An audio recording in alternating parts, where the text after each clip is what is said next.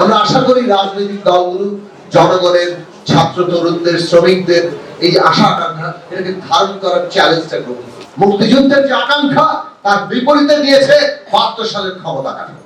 এর মানে মুক্তিযুদ্ধ অস্বীকার করা হয় না, কারণ ৭২ সালে সমস্ত ক্ষমতা একজন মানুষের হাতে দিয়ে মুক্তিযুদ্ধের অবমান করা হয়েছে।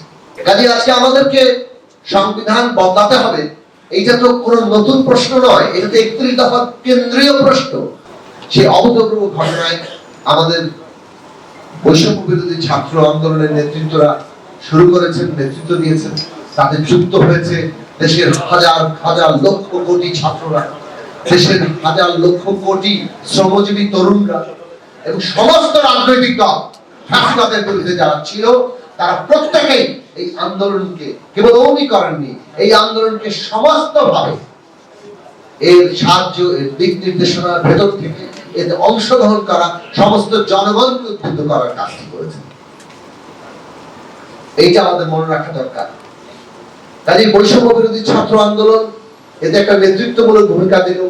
সমস্ত দল এবং মত এতে যুক্ত হয়েছে বলে ফ্যাসিবাদ বিরোধী সমস্ত জনগণ অংশ নিয়েছে, এটা তাদের নিজেদের আন্দোলন। ৩১ এই যে জুলাই আগস্টের আন্দোলন কিংবা ৩৬ জুলাই বলেন, নামের পার্থক্য হয়তো থাকতে পারে,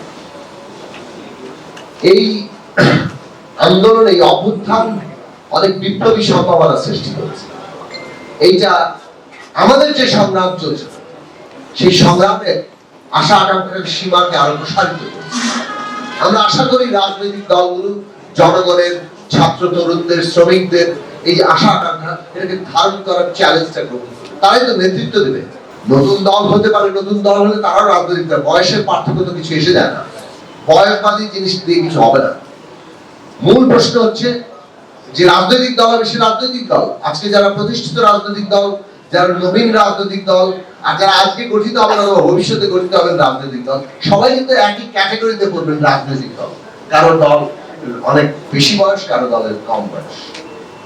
কিন্তু এই রাজনৈতিক দলগুলোর দায়িত্ব গ্রহণ করতে হবে যে তারা জুলাই আগস্টের মধ্য দিয়ে মানুষের যে নতুন স্বপ্ন তৈরি হয়েছে, একটু মৌলিক পরিবর্তনের আরো একটু গোড়া ধরে টান দেয়ার, সেটা তারা পূরণ করতে পারে। আমাদের একমত হওয়া দরকার, ৭২ সালের সংবিধান তার ক্ষমতা কাঠামো স্বৈরাচারী, ওটা ফ্যাসিস্টের জন্ম দেয়, ওর বদল ঘটাতে হবে। ওইটা অন্য কোনো কিছু দিয়ে, কারণ ওইটা নিজেই ক্ষমতা কাঠামো ইটসেলফ ৭১ সালের মুক্তিযুদ্ধের সাথে সবচেয়ে বড় বেঈমান। মুক্তিযুদ্ধের যে আকাঙ্ক্ষা তার বিপরীতে দিয়েছে ৭২ সালের ক্ষমতা কাঠামো। এর মানে মুক্তিযুদ্ধ অস্বীকার করা হয় না, কারণ ৭২ সালে সমস্ত ক্ষমতা একজন মানুষের হাতে দিয়ে মুক্তিযুদ্ধের অবমান করা হয়েছে। এমনকি মুক্তিযুদ্ধের যে ঘোষণা, এই রাষ্ট্র কোন লক্ষ্যে চলবে, ৩ মূলনীতি, সাম্য, মানবিক মর্যাদা, সামাজিক ন্যায় বিচার, ৭২ সালে জনগণের কোনো কনসেন্ট ছাড়াই ওই ঘোষণাকে বাতিল করে দেওয়া হয়েছে, ওটাকে গ্রহণ করা হয়নি। এই কেবল পঞ্চদশ সংশোধন করে এটা অ্যাপেন্ডিক্স হিসেবে ঢুকেছে। এইগুলো বাস্তব সত্য ঘটনা। কাজে আজকে আমাদেরকে সংবিধান বদলাতে হবে, এইটা তো কোনো নতুন প্রশ্ন নয়, এটা তো ৩১ দফা কেন্দ্রীয় প্রশ্ন। সংবিধানের ক্ষমতা কাঠামো বদল করা হবে এবং সেখানে অনেকগুলো প্রস্তাব আনা হয়েছে। সেখানে হয়তো এখনো তর্ক চলবে কোন কোন প্রস্তাবকে আরেকটু এক্সটেন্ড করা যায়, সত্যিকার অর্থে একটা ক্ষমতা ভারসাম্যের জায়গায় নিয়ে যাওয়া যায়, যে জবাবদিহিতা তৈরি হবে। কিন্তু এই আলোচনাটা তো কাউকে না কাউকে করতে হবে। কে করবে আলোচনা? হ্যাঁ, আমরা নিজেরা করেছি।